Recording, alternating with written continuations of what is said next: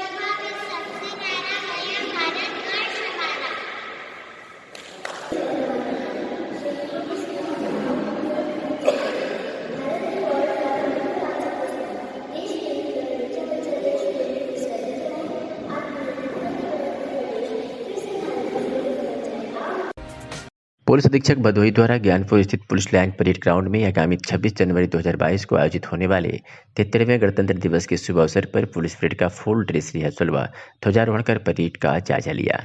Parade में प्रतिभाग कर रहे प्रतिभागियों और अन्य कार्यक्रमों का सूक्ष्म निरीक्षण कर कार्यक्रम को अत्यधिक सुव्यवस्थित एवं सुसज्जित बनाने के लिए आवश्यक दिशा निर्देश दिए गए। जौनपुर में अपर पुलिस अधीक्षक नगर जौनपुर डॉक्टर संजय कुमार द्वारा थाना लाइन बाजार का वार्षिक निरीक्षण कर थाने की बैरिक, मालखाना, शस्त्रागृह, कार्यालय, अभिलेख, हवालात, महिला हेल्प डेस्क व थाना इमारत का जायजा लिया गया। साथ ही हिस्ट्री शीटरों व सक्रिय अपराधियों की चेकिंग तथा रजिस्टर में प्रविष्टि अंकित करने के लिए निर्देशित किया गया। इस क्रम में आगामी चुनाव के दृष्टिगत क्रिटिकल मतदान केंद्रों का भ्रमण किए जाने व अराजक तत्वों के विरुद्ध प्रभावी कार्रवाई हेतु संबंधित को निर्देशित किया गया। जौनपुर में 26 जनवरी और गणतंत्र दिवस के शुभ अवसर पर होने वाले भव्य रैतिक परेड समारोह के परिप्रेक्ष्य में पुलिस लाइन्स के परेड ग्राउंड पर जनपद के पुलिस अधिकारी कर्मचारी द्वारा किए गए आने वाले गणतंत्र दिवस परेड का ग्रैंड रिहर्सल किया गया। इस दौरान वरिष्ठ पुलिस अधीक्षक जौनपुर अजय साहनी द्वारा परेड का निरीक्षण किया गया तथा शपथ दिलाई गई। इसके अतिरिक्त रिजर्व पुलिस लाइन जौनपुर में गणतंत्र दिवस के दृष्टिगत की जा रही तैयारियों की समीक्षा कर संबंधित को आवश्यक दिशा निर्देश दिया गया।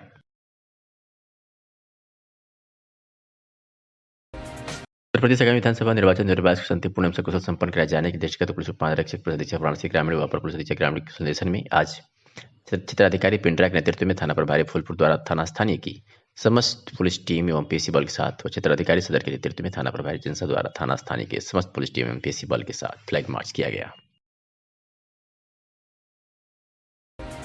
जयपुर से खबर है, जहां गणतंत्र दिवस समारोह पर होने वाली परेड का मिर्जापुर पुलिस द्वारा फाइनल ग्रैंड रिहर्सल किया गया है। पुलिस उपमहानिरीक्षक पुलिस अधीक्षक मिर्जापुर अजय कुमार सिंह द्वारा परेड की सलामी ली गई। फाइनल ग्रैंड रिहर्सल में 3 परेड कमांडर, एनसीसी बालिका व बालक आदि सहित 9 टोलियां, यातायात पुलिस ऑफिस पीएससी महिला टोली, एनसीसी बालिका व बालक यूपी 112, पुरुष व महिला मोटरसाइकिल दस्ता, फील्ड यूनिट, वज्र वाहन, रेडियो शाखा, सीसीटीएनएस, एंटी रोमियो, महिला शक्तिकरण, फायर सर्विस एम्बुलेंस सहित 10 टोलियां सम्मिलित रही।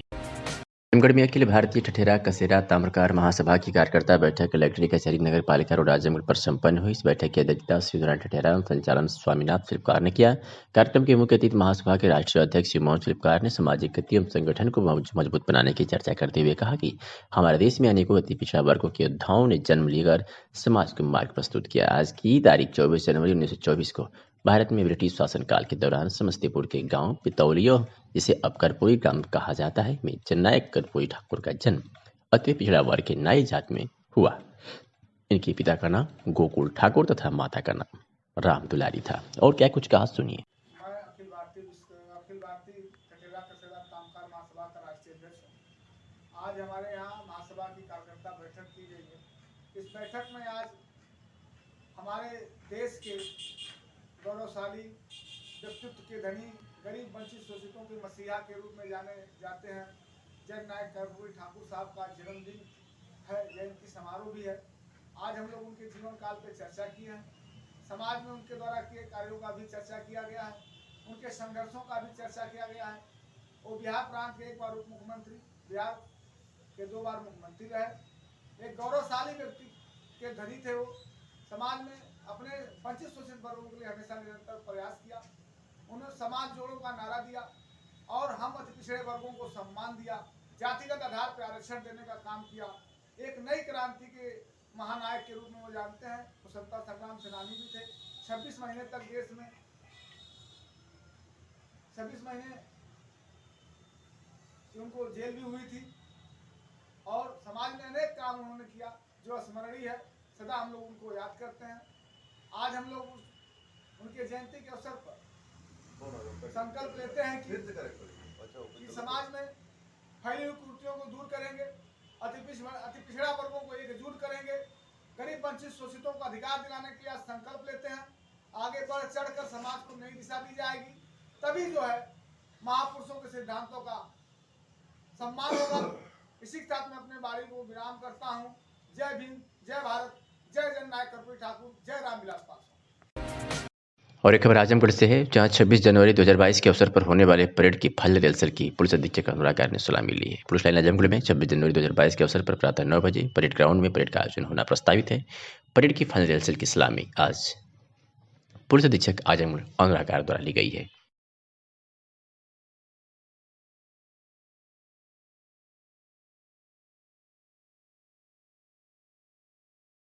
श्री सूरज चौधरी के नेतृत्व में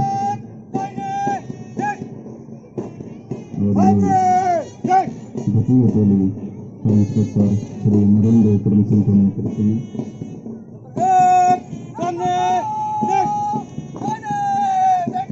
बहुत अच्छा।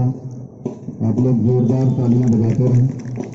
तृतीय परेड कमांडर है श्री विजय सिंह, उनके नेतृत्व में दूसरी टोली आगे बढ़ते हुए और चौथी टोली जो सब इंस्पेक्टर सुधीर पांडे के नेतृत्व में, और उसके पीछे महिला पुलिस की टोली जो सब इंस्पेक्टर प्रज्ञा सिंह के नेतृत्व में।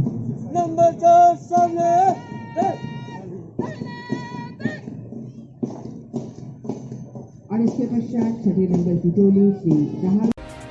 आजमगढ़ के अतरौलिया से खबर है, जहां सोमवार को क्षेत्र के सभी प्रमुख बैंकों में चेकिंग अभियान चलाया गया तथा लोगों को कोविड-19 नियमों के पालन कराते हुए दिशा निर्देश भी दिया गया। पुलिस अधीक्षक अनुराग आर्य के निर्देश पर थानाध्यक्ष रमेश कुमार के नेतृत्व में क्षेत्र के सभी बैंकों में चेकिंग अभियान चलाया गया। वहीं बैंक परिसर में बिना मास्क के घूम रहे लोगों को बैंक परिसर से ही बाहर निकाला गया तथा लोगों को कोरोना वायरस के प्रति जागरूक किया गया कि मास्क का प्रयोग हमेशा करें।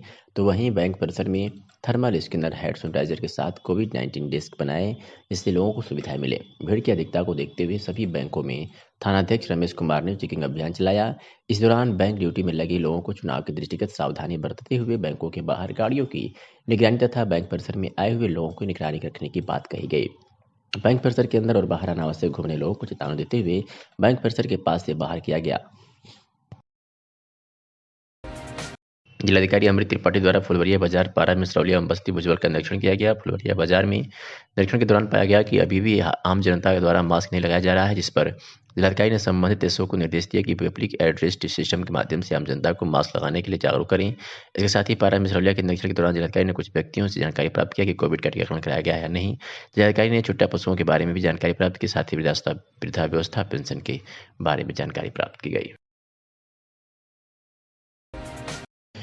यूपी टेट परीक्षा में नकल में संलिप्त 22 लोगों को पुलिस ने गिरफ्तार कर लिया। उनके पास 51,20,000 रुपए नकद बरामद किए हैं। बता दें कि 23 जनवरी को आयोजित होने वाले शिक्षक पात्रता परीक्षा 2022 के दौरान नकल कराने के लिए गैंग बनाकर साजिश करके परीक्षार्थियों से अवैध धन वसूली करना व परीक्षा की शुचिता को भंग करने के लिए एक योजनाबद्ध रूप से प्रयास करने वाले गैंग का पर्दाफाश हो गया है। 51,20,000 रुपए बरामद किए गए हैं, जिसमें 2,70,000 रुपए नगद व 6 चेक, 48,50,000 रुपए के और 2 4 पहिया वाहन और एक डायरी के साथ 22 अभियुक्त को गिरफ्तार किया गया है। बड़ी खबर है आजमगढ़ से, जहां टेट परीक्षा में नकल में संलिप्त 22 लोगों को थाना रानी के सराय पुलिस ने गिरफ्तार किया है। उनकी कब्जे से 51,20,000 रुपए बरामद किया है। वाहन गाड़ियां भी बरामद की गई हैं। आजमगढ़ पुलिस अधीक्षक के निर्देश पर रानी के सराय पुलिस को सफलता लगी है। पुलिस अधीक्षक आजमगढ़ द्वारा गैंग का पर्दाफाश करने वाली पुलिस टीम को 20,000 रुपए तथा अन्य पुलिस टीमों को 25,000 रुपए को पुरस्कार घोषित किया गया है। के लोग हैं, इनका क्या आपराधिक इतिहास है और क्या क्या बरामद हुए हैं? जैसा कि आप सब अवगत हैं, कल 23 तारीख को पीईटी की परीक्षा थी, जिसके संबंध में पूरे जनपद में सूचना संकलन किया जा रहा था। इसी सूचना के क्रम में आज पुलिस के द्वारा 22 लोगों को गिरफ्तार किया गया है, जिनके पास से लगभग 2,70,000 कैश बरामद हुआ है, 48 लाख के 6 चेक बरामद हुए हैं और 7 स्कूल से रिलेटेड इसमें लोग हैं, जिसमें प्रिंसिपल्स हैं, मैनेजर्स हैं, उनके यहाँ काम करने वाले क्लर्क हैं, एक डीआईएस ऑफिस के बाबू भी इसमें गिरफ्तार हुए हैं। काफ़ी लोग रामपुर से आए हुए गिरफ्तार हुए हैं, जिनका एक रैकेट था जो बाकायदा पूरा पैसा कलेक्ट करके और अलग अलग सेंटर्स पे अपनी सेटिंग करके उसके बाद टीईटी की परीक्षा में चीटिंग का काम किया करते थे। इनसे बहुत विस्तार में पूछताछ की गई है।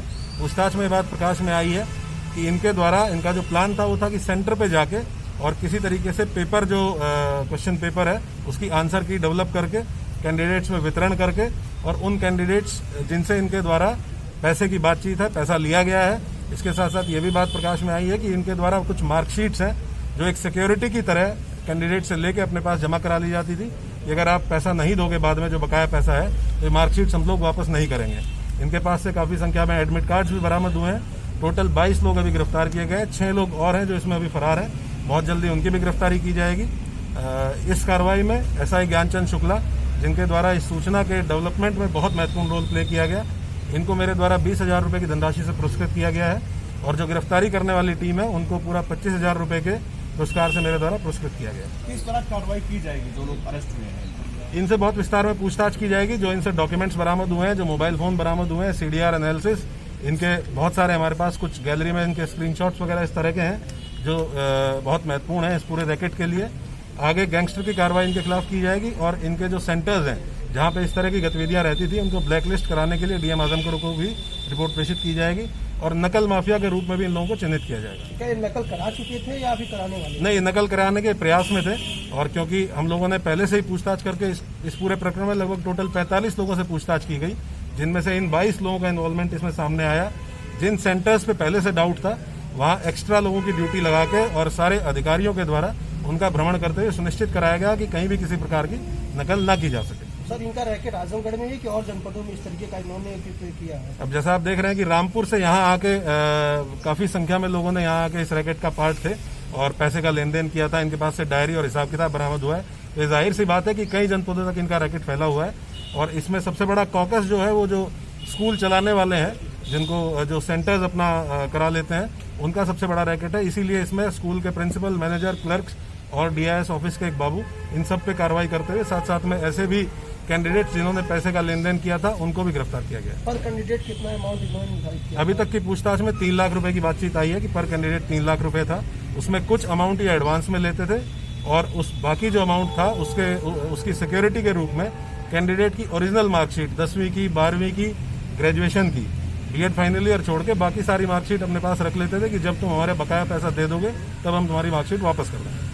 सर, ये जो रामपुर से आपने किया कि आजमगढ़ की पुलिस में यूपी टेट परीक्षा में नकल में संलिप्त 22 लोगों को पुलिस ने गिरफ्तार कर लिया। उनके पास 51,20,000 रुपए नकद बरामद किए हैं। बता दें कि 23 जनवरी को आयोजित होने वाले शिक्षक पात्रता परीक्षा 2022 के दौरान नकल कराने के लिए गैंग बनाकर साजिश करके परीक्षार्थियों से अवैध धन वसूली करना व परीक्षा की शुचिता को भंग करने के लिए एक योजनाबद्ध रूप से प्रयास करने वाले गैंग का पर्दाफाश हो गया है।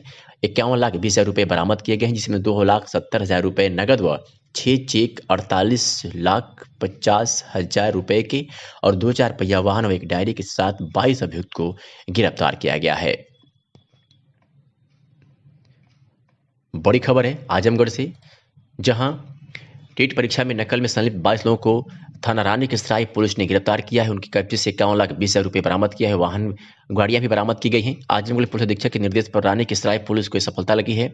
पुलिस अधीक्षक आजमगढ़ द्वारा गैंग का पर्दाफाश करने वाली पुलिस टीम को 20,000 रुपए तथा अन्य पुलिस टीमों को 25,000 रुपए को पुरस्कार घोषित किया गया है।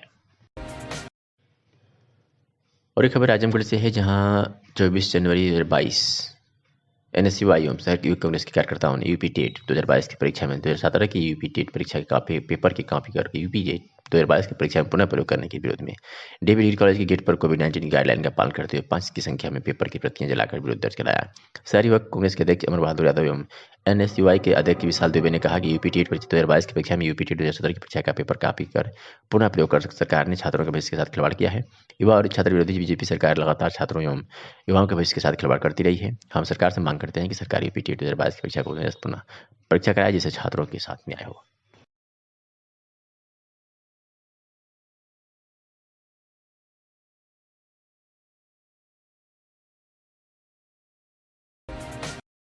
तीन माह से धान क्रय केंद्र जिगिनी व खुजरी द्वारा परेशान किसानों ने जिलाधिकारी को शिकायती पत्र सौंपा और धान खरीद किए जाने की मांग की। जिलाधिकारी कार्यालय पर पहुंचे ये किसान मेहनगर तहसील के निवासी हैं। इनका आरोप है कि उनकी जिगनी और खजूरी धान क्रय केंद्र पर धान खरीदनी हो रही है। धान क्रय केंद्र पर विभिन्न गांवों के सैकड़ों किसान पिछले वर्ष नवंबर माह से धान बेचने के लिए जा रहे हैं, लेकिन आज तक उन्होंने कहा धान की खरीद नहीं की जा सकी। किसान ने बताया कि उन्होंने इसकी शिकायत सीएम पोर्टल पर भी की, लेकिन कोई कार्रवाई नहीं होने पर मजबूर होकर डीएम के पास शिकायत लेकर पहुंचे। किसान ने कहा कि डीएम ने आश्वासन दिया है उनकी धान की खरीद होगी। क्या नाम है? ओंकार सिंह, कहाँ के रहने वाले हैं? ग्राम पंचायत कटाई विकासखंड पलना। आज क्या करने आए थे जिला? हम लोग आए थे धान खरीद के बारे में ज्ञापन देने कलेक्टर साहब को। क्या हुआ? उन्होंने आश्वासन दिया है। पूरा बताइए। धान खरीद नहीं हो रही? और हाँ, तो धान खरीद नहीं हो रही। आज हम लोग नवंबर माह से ही प्रयासरत हैं, लेकिन हमारा जो सोसाइटी का सचिव है और केंद्र प्रभारी हैं दो हमारे क्षेत्र के, ये दोनों जात विशेष से ताल्लुक़ रखते हैं। हम सब राजपूत, अधिक लोग राजपूत हैं किसानों में, और योगी सरकार को बदनाम करने के लिए वो जो है हम लोगों का धान नहीं खरीद रहा है, जबकि हमारा गांव सत्तारूढ़ पार्टी के जिलाध्यक्ष माननीय ध्रुव सिंह का गांव एक ही है। और उन्होंने भी कई बार सचिव महोदय से कहा, लेकिन उसने किसी की नहीं सुना, सिर्फ इसलिए कि हम लोगों ने एक बार 1076 पर क्लेम किया था, मुख्यमंत्री पोर्टल पर क्लेम किया था। उससे नाते वो जलन, ईर्ष्या, नफरत करता है और सरकार को बदनाम करने के लिए हम लोगों को रोज़ कभी बोरा नहीं है, कभी खाद। हाँ, क्या चाहते हैं? धान की अविलंब खरीद हो। और क्या चाहते हैं? क्या नाम है? क्या नाम है उसका? राजकुमार यादव। और एक का मनवास यादव जो है खजूरी का इंचार्ज। समझे? ठीक, धन्यवाद।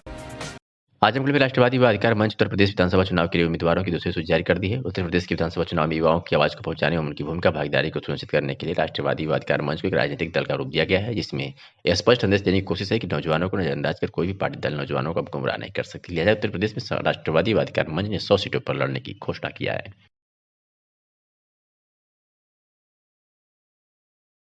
जैसा कि आप सभी लोग जानते हैं, केंद्रीय कमेटी के बैठक में एक प्रस्ताव पास हुआ था कि उत्तर प्रदेश में राष्ट्रवादी युवा अधिकार मंच पूरी मजबूती से चुनाव लड़ेगी। 100 सीटों पर चुनाव लड़ने की घोषणा किया गया था, जिसमें 25 प्रत्याशियों की पहली सूची जारी की गई थी। उसी क्रम में 16 प्रत्याशियों का दूसरा लिस्ट जारी किया जा रहा है, इस उम्मीद के साथ, इस आशा के साथ कि नौजवान जनता के बीच में एक विकल्प के रूप में लोगों के सामने अपनी बात को रखेंगे। जो पार्टियां, राजनीतिक दल उनकी भावनाओं को बेचती रही हैं, उनके साथ मजाक करती रही हैं, उनके योग्यता का अपमान करती रही हैं, तो लिहाजा नौजवानों का एक विकल्प के रूप में ये कोशिश है कि उनको एक मंच पर लाया जाए, ये संदेश दिया जाए कि छात्र, नौजवान, बेरोजगार अब एकजुटता बनाने के लिए मन बना चुका है। आजमगढ़ में राज्यपाल आनंदीबेन पटेल की वर्चुअल उपस्थिति में आज़ादी का अमृत महोत्सव एवं 74 शताब्दी महोत्सव के अंतर्गत 3 दिवसीय उत्तर प्रदेश दिवस समारोह का शुभारंभ जुपिटर हॉल, इंदिरा गांधी प्रतिष्ठान, लखनऊ में मुख्य सचिव दुर्गा शंकर मिश्रा एवं अपर मुख्य सचिव नवनीत सहगल ने दीप प्रज्वलित कर किया। कार्यक्रम का सजीव प्रसारण विकास भवन आजमगढ़ के सभागार में मुख्य विकास अधिकारी आनंद कुमार शुक्ला की उपस्थिति में कराया गया। इस अवसर पर शिल्पकार, किसान, मजदूर एवं उद्यमी उपस्थित रहे।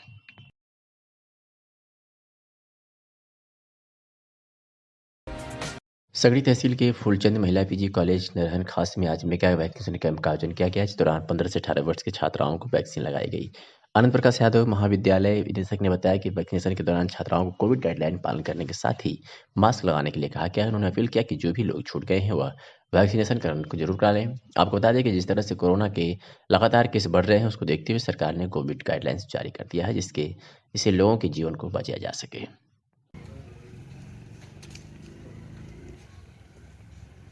कितने लोगों को वैक्सीन लग? मेरा नाम आकांक्षा चौहान, ग्राम पंचायत अधिकारी, ग्राम पंचायत नरहन खास। अच्छा मैम, यहाँ पे विद्यालय में किस तरह का वैक्सीनेशन किया जा रहा है मैम? यहाँ पे सारी वैक्सीन आज कोविड से संबंधित सारी वैक्सीन लग रही है। कोवैक्सीन, कोविशील्ड 15 से 18 साल के बच्चों को और इससे ऊपर भी जितने भी छूटे हुए व्यक्ति हैं सभी को वैक्सीन लग रही है।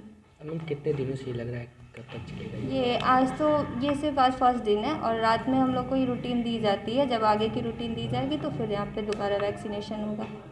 मैम कोरोना से जागरूक होने के लिए मैम और लोग को बचाव के हाँ, यहाँ से कोरोना से जागरूक होने के लिए सभी कोटेदारों को, सभी सफाई कर्मियों को गांव में सूचित कराया जा रहा है कि आप लोग दूरी बनाए रखें, इतने दूरी पे रहें, मास्क का प्रयोग करें, हैंड वॉश करते रहें, सारी चीज़ें। यहाँ तक कि उन लोग को जागरूक करने के लिए कई लोग को, कुछ लोग ऐसे भी हैं जो वैक्सीन से काफ़ी डर रहे हैं, तो उन लोग को वैक्सीनेशन के लिए जागरूक किया जा रहा है कि इससे कोई दिक्कत नहीं है, आपके सेफ्टी के लिए ही ये वैक्सीनेशन कराया जा रहा है। और मैम आज कितने लोगों को वैक्सीनेशन किया गया है? हाँ, आज टोटल 49 लोगों को वैक्सीनेशन यहाँ पे किया गया है, जिसमें से 40 बच्चे हैं, 40 को कोवैक्सीन लगा है और 9 लोगों को कोविशील्ड। ठीक है सर, आपका परिचय? मैं आनंद प्रकाश यादव, तो निदेशक फुलचंद गांव महिला पीजी कार्य नरहन खास आजमगढ़। सर आपके विद्यालय में किस तरह का वैक्सीनेशन किया जा रहा है सर? हमारे महाविद्यालय में विश्वविद्यालय और आदरणीय जिलाधिकारी महोदय आजमगढ़ के निर्देशानुसार आज दिनांक 24/1/2022 को मेगा वैक्सीनेशन कैंप का आयोजन किया गया, जिसमें 15 से 18 वर्ष के सभी छात्राओं का वैक्सीनेशन किया गया। और सर हम लोगों के माध्यम से कोरोना के बचाव के लिए सर आप लोगों को क्या संदेश देना चाहेंगे? सभी लोग मास्क लगाएं और शारीरिक दूरी बनाए रखें। जितने भी छूटे लोग हैं सभी लोग अपना वैक्सीनेशन अवश्य करवा लें, क्योंकि कोरोना जितनी तेज़ी से फैल रहा है इसमें कोई सुरक्षित नहीं है। सभी लोग शारीरिक दूरी बना के रहें, मास्क लगाएं और अपना वैक्सीनेशन जरूर करवा लें। आजमगढ़ में वाहन चेकिंग के दौरान 5 वाहनों का चालान कटा है और आदर्श आचार संहिता का पुलिस ने यात्रियों को, वाहन स्वामियों को पाठ पढ़ाया है। पुलिस अधीक्षक के निर्देश पर जैनपुर कोतवाली पुलिस द्वारा 2022 के विधानसभा चुनाव में आदर्श आचार संहिता के अनुपालन में आपराधिक दृष्टिकोण से राजादेपुर चौक पर वाहनों की चेकिंग की गई। 4 पहिया वाहनों पर लगे काली फिल्म को हटाया गया। इसके साथ ही वाहन स्वामी एवं राहगीरों को कोविड गाइडलाइन का पालन करने के लिए हिदायत दी गई। वाहन चालकों को हेलमेट का प्रयोग करने, यातायात के नियमों का पालन करने और मास्क लगाने को कहा गया। चेकिंग के दौरान जहां लोगों में हड़कंप मचा रहा, वहीं कुछ लोग रास्ता भी बदलते नजर आए। वहीं जैनपुर कोतवाली प्रभारी दिनेश कुमार यादव ने बताया कि आदर्श आचार संहिता के अनुपालन में झंडा, बैनर, पोस्टर लगी गाड़ियों का चालान भी किया गया है। साथ ही यातायात के नियमों का पालन करने के लिए हिदायत दी गई है। उन्होंने बताया कि संविधान सभा चुनाव के मद्देनजर यह चेकिंग अभियान अनवरत जारी रहेगा। और आजमगढ़ में सिधारी स्थित यूनियन बैंक के सामने शंकर जी तिराहे पर श्यामा कटरा में नए प्रतिष्ठान सिक्योर फायर सर्विस का शुभारंभ उपेंद्र उपाध्याय ने फीता काटकर किया। यहां पर सभी कैंप सिटी के अग्निशमन यंत्र लगाए जाने के साथ साथ डिजिटल एडवर्टाइजिंग प्लांटिंग का कार्य सोशल मीडिया द्वारा प्रचार प्रसार का कार्य किए जाते हैं। इस मौके पर ऋषभ उपाध्याय, विकास मिश्रा, प्रदुम यादव, डॉक्टर मोहम्मद अफजल, आशीष उपाध्याय, सोनी उपाध्याय, प्रियांशु उपाध्याय, नवनीत, शिवम तिवारी, डब्लू तिवारी, शुभम उपाध्याय से तमाम लोग मौजूद थे। भैया अपना परिचय दीजिए। मैं ऋषभ उपाध्याय। आज किस चीज़ का उद्घाटन हुआ है, क्या है? ये सिक्योर फायर सर्विस है। फायर एक्सटिंग्विशर लगाने का काम हम लोग करेंगे। ये secure fire service A1 company का है और ये मेड इन मुंबई है और A1 कंपनी का जैसा नाम है वैसा काम भी है और हमारे ज़िले में पहली बार ये कंपनी काम करने जा रही है और निश्चित रूप से ज़िले में सस्ता और सबसे अच्छा फायर एक्सटिंग्विशर लगाने का काम करेंगे। और इस मशीन का क्या क्या कार्य है? इस मशीन का काम है, जैसे इसको हिंदी में अग्निशामक यंत्र बोल सकते हैं। ये ABC टाइप के होते हैं और जैसे कि आप लकड़ी में, लोहे में या किसी बिल्डिंग में किसी प्रकार की आग जो लगती है तो छोटी आग को बुझाने के लिए होता है। इसमें अलग अलग टाइप्स के कैपेसिटीज़ होते हैं जिस तरीके से आपकी जो आगे होती है, जो उसकी लपट होती है, तो इसमें एक पिन होता है, पिन को प्रेस करके पास इसका कोड होता है। पिन को प्रेस करने के बाद जो आपकी मेन होती है लपट, वहाँ पे इसमें मोनोअमोनियम सल्फेट टाइप का पाउडर होता है, जो पाउडर जाता है और आग बुझाने में बिल्कुल निश्चित रूप से सहायक है। ये बिल्डिंग, ऑफिस और ऑफिसों के लिए नहीं बल्कि हर घर की ज़रूरत है, हर जगह इसकी ज़रूरत है। आजमगढ़ के उत्तर प्रदेश दिवस का आयोजन महाराजा सुहेलदेव राजकीय विश्वविद्यालय आजमगढ़ के जैसे क्रम में जिले के प्रतिष्ठित महाविद्यालय चंडेश्वर पीजी कॉलेज में उत्तर प्रदेश दिवस 2022 एवं बेटी दिवस समारोह बड़े हर्षोल्लास के साथ मनाया गया। साथ ही महाविद्यालय में कोविड-19 का टीकाकरण छात्र छात्राओं के बड़े पैमाने पर कराया गया, जिसमें शिक्षकों एवं छात्र छात्राओं ने बढ़ चढ़कर हिस्सा लिया।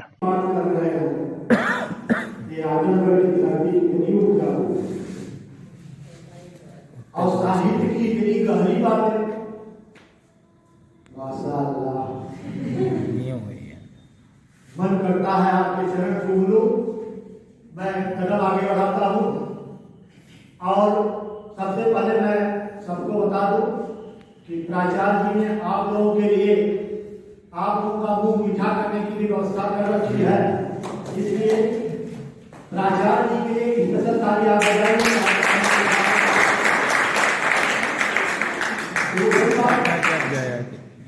साइंस हो या बीएड हो या केजी हो, सबको आजमगढ़ की मिट्टी भा गई है, सबने साहित्य को चुना है। मैं तो गदगद हो गया हूँ, मेरे साहित्य को इतना शुरू हुआ और नदी पर जाके अटक गया। बहुत बड़ी बात है, मुझे लगता है पार्टी भी वही जाने वाली है, इसलिए मैं गर्व से कह सकता हूँ कि मैं साहित्य का प्राध्यापक हूँ। मेरे साहित्य को, मेरे आजमगढ़ की धरती को सभी ने छुआ। आपको जानकारी दे दूं कि आपके कुलपति महोदय मेरे प्राचार्य जी की तरह बिल्कुल बहुत ही विद्वासी है, बहुत ही कोमल है, और उससे भी बड़ा नाच करने वाली बात यह है कि डॉक्टर अजीत सिंह के जीपीवी के डॉक्टर अजीत सिंह पूरे आजमगढ़ विश्वविद्यालय में अकेले प्रोफेसर और कुलपति महोदय को लेकर के 2 प्रोफेसर आजमगढ़ विश्वविद्यालय में जीपीवी के ही प्राध्यापक हैं। यह गौरव करने वाली बात है। आजमगढ़ नगर पालिका के नवागत ईओ ने कलेक्ट्रेट एरिया में निरीक्षण किया, दुकानदारों को डस्टबिन रखने का आदेश दिया। बता दें कि कोरोना संक्रमण का प्रसार जिले में तेजी से फैल रहा है। इसके मद्देनजर नगर पालिका के ईओ रवि कुमार ने साफ सफाई का विशेष ध्यान देने के उद्देश्य से अपने कार्यालय से लेकर कलेक्ट्रेट एरिया का निरीक्षण किया। घूम कर एक दुकानों पर पहुंचे, खासकर खाने पीने वाले दुकानदारों को सख्त चेतावनी देते हुए कहा कि दुकान के सामने या आसपास गंदगी नहीं होनी चाहिए। साथ ही सभी दुकानदार अपने अपने दुकान के सामने बड़ा डस्टबिन रखें, कूड़ा कचरा उसी डस्टबिन में ही डाला जाए। इधर उधर गंदगी मिले तो दुकानदार के खिलाफ सख्त कार्रवाई की जाएगी। क्या दिशा निर्देश दिया गया है? जैसे बहुत दिनों से, कुछ दिनों से देखा जा रहा था, सभी दुकानदार जो है, जब मैं ज्वाइन किया पहले से ऑब्जर्व किया था कि सभी दुकानदार जो है अपने दुकान के आगे जगह जगह कूड़े इकट्ठा कर दे रहे हैं और दिन भर वो फेंकते रहते हैं। तो उनको दिशा निर्देश दिया जा रहा है कि हर दुकानदार एक डस्टबिन रखे प्रॉपर, और जो है कूड़ा जो है उसी में फेंके, ताकि जो है शहर के जो सड़कें हैं या नालियाँ हैं साफ़ सफाई मेंटेन रहें। दूसरा ये है कि इसमें मास्क वगैरह का भी प्रचार प्रसार किया जा रहा है कि जो दुकानदार हैं वो मास्क वगैरह का जो है प्रयोग करें या खुद, और जो है जो आ रहा सामान देने उनको भी कराएं, ताकि जो है कोरोना संक्रमण से भी बचाया जा सके। क्या नगर पालिका द्वारा सैनिटाइजर की व्यवस्था है? हाँ, जो वहाँ पे कंटेनमेंट जोन बन रहे हैं, जहाँ पे लोग जैसे कोरोना पॉजिटिव निकल रहे हैं, वहाँ पर उनके घर पे और उनके सभी आसपास जो है सैनिटाइज किया जा रहा है। आजमगढ़ के अतरौलिया से खबर है, जहां सीएचसी अतरौलिया में सप्ताह के 7 दिन 24 घंटे प्रसूता की डिलीवरी की सुविधा के बावजूद रात्रि में आने वाले मरीजों के साथ दुर्व्यवहार किया जाता है। रात्रि में डॉक्टर अपने कमरे से बाहर नहीं निकलते, जिससे प्रसूता को जान का खतरा बना रहता है। जब परिजन इसका विरोध करते हैं तो रात की ड्यूटी में तैनात डॉक्टर द्वारा दुर्व्यवहार कर सामान्य मरीज को भी सीरियस बनाकर अन्यत्र भेज दिया जाता है, जिससे डॉक्टरों को अच्छी खासी अन्य अस्पतालों से कमीशन मिलता है। जबकि प्रशासन द्वारा अवगत दावा किया जाता है कि 24 घंटे मरीजों के लिए अस्पताल सेवा देता है, लेकिन सीएचसी अतरौलिया पर तैनात संविदाकर्मी, स्टाफ नर्स तथा डॉक्टरों से मिली भगत कर रुपये पैसे का खेल खेला जाता है। जब प्रसूता के परिजन इसका विरोध करते हैं तो संविदाकर्मी, स्टाफ नर्स दुर्व्यवहार पर उतर आती हैं और मरीज को अन्यत्र भेजते हैं, जहां लोगों का कमीशन बंधा रहता है। इस संदर्भ में स्वास्थ्य अधीक्षक डॉक्टर शिवाजी सिंह ने बताया कि इस तरह के मामले की कोई लिखित शिकायत नहीं प्राप्त हुई है। अगर इस तरह का मामला संज्ञान में आता है तो अविलंब कार्रवाई की जाएगी। आइए सुनाते हैं कि स्थानीय निवासी नीरज सिंह और स्थानीय निवासी विजय ने क्या कुछ कहा। विजय। कहाँ के निवासी? भवानीपुर। ये समुदाय स्वास्थ्य केंद्र तुलिया में आप आए डिलीवरी कराने अपनी पत्नी के लिए, क्या हुआ था ये बताइए। मैं अपने पत्नी को लेके आया सर, वहाँ पे लेके गया। क्या बजे आए थे आप? 11 बजे सर। क्या हुआ था 11 बजे आए, बताइए पूरी बात। 11 बजे लेके आया तो वहाँ कोई डॉक्टर नहीं था। अच्छा, तो कैसे डॉक्टर कैसे आए आपके पास? डॉक्टर गया उनके रूम पे गया, ठोका, दरवाजा भी नहीं उठना नहीं आ रहे थे वो। क्या बोल रही थी? बोल रही मैं नहीं आऊँगी, देख लो फिर पैसा वैसा। तो फिर क्या कैसे आया, कैसे आपका बच्चा हुआ? बगल वाली गया, दूसरे दीदी थी उनके पास गया तब वो आई अपना, फिर देखिए तो आपका नॉर्मल बच्चा पैदा हुआ? हाँ जी। सवेरे क्या हुआ हंगामा, सवेरे क्या दिक्कत हुई अस्पताल में? सवेरे गया बनवाने, बोलती मैं नहीं बनाऊंगी, मेरे साथ शरारत करने लगी। हाँ। तो क्या हुआ, कैसे आप डिस्चार्ज हुए आपके मरीज? डिस्चार्ज में दूसरे से फिर बनवाया।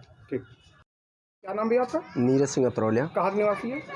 लोहिया नगर के। ये आप समुदाय स्वास्थ्य केंद्र तुलिया में गए थे डिलीवरी कराने अपनी वाइफ? जी जी। क्या वहाँ दिक्कत परेशानी हुई थी बताइए। वहाँ पे रात में गए थे ना सर, तो क्या हुआ कि वहाँ पे पहली बार मैम को हमने देखा नहीं, फिर बड़े सर फ़ोन किए शिवाजी, तो वहाँ पे मैम ने आया तो फिर मैम हमसे तवाने लगी, बोली ये उल्टा सुल्टा बोल रहे हो, तुम्हें अभी 2 तमाचा मारना रहे तो सही हो जाओगे। फिर उसके बाद रात में ग्लूकोज टांगी, रात में भेज दी। फिर उसके बाद फिर सुबह को लेके गए 3 बजे भोर में, तो वहाँ पे ग्लूकोज टांगी। उसके बाद दर्द बंद करने की इंजेक्शन लगा दी हमारी वाइफ को, दर्द बंद हो गया। फिर उसके बाद आरती मैम आई, उनके पास गए तो वो बोली कि ऑपरेशन करना पड़ेगा। बताइए ऐसा यहाँ पे। आपका बच्चा कहीं आप प्राइवेट अस्पताल में दिखाया, आपका बच्चा कैसा हुआ? जो है नॉर्मल हो गया, बच्ची हुई है। अस्पताल का रवैया कैसा था? अस्पताल के कर्मचारी का रवैया कैसा था? डॉक्टर नहीं अच्छा था, कोई अच्छा सर नहीं है। आपको कुछ मिला, वहाँ सुविधा मिला अस्पताल में? नहीं, कोई सुविधा नहीं हमको मिला। आजमगढ़ शहर के लाल डिग्गी स्थित बड़ा गणेश मंदिर पर एबीवीपी के ने रक्तदान शिविर का आयोजन किया। बता दें कि अखिल भारतीय विद्यार्थी परिषद के तत्वावधान में शहर में स्थित बड़ा गणेश मंदिर परिसर में रक्तदान शिविर का आयोजन किया गया।